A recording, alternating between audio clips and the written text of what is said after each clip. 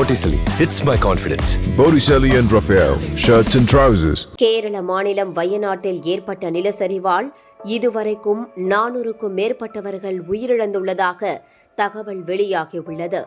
ஆயிரக்கணக்கானோர் மீட்கப்பட்டு நிவாரண முகாம்களிலும் காயமடைந்தவர்கள் மருத்துவமனையிலும் தங்க வைக்கப்பட்டிருக்கின்றனர். ஆயிரக்கணக்கான மக்கள் உறவினர்களை, உடைமைகளை, இருப்பிடத்தை இழந்து தவித்து வருகிறார்கள்.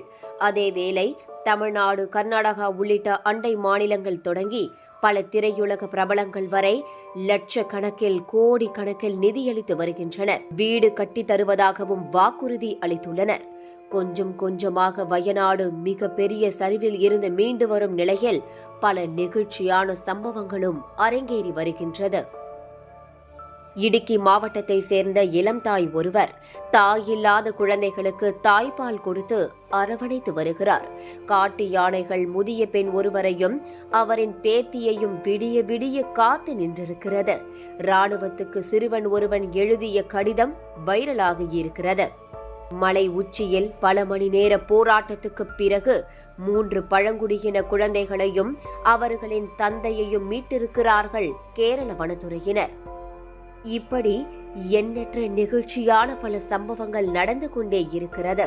அந்த வரிசையில் உரிமையாளரை காணாமல் தவித்த நாயொன்று 6 நாட்களுக்கு பிறகு உரிமையாளரை கட்டியணைத்து முத்தமிட்ட சம்பவம் பார்ப்பவர் கண்களில் நீரூற செய்கிறது.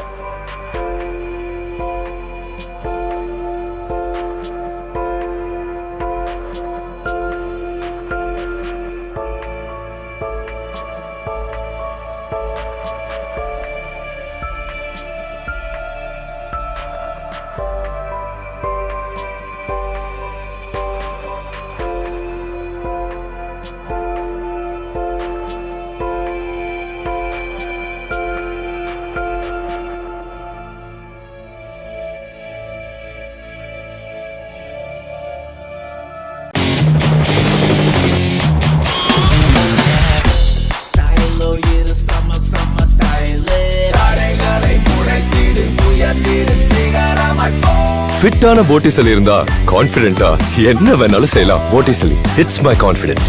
Botticelli and Raphael, shirts and trousers.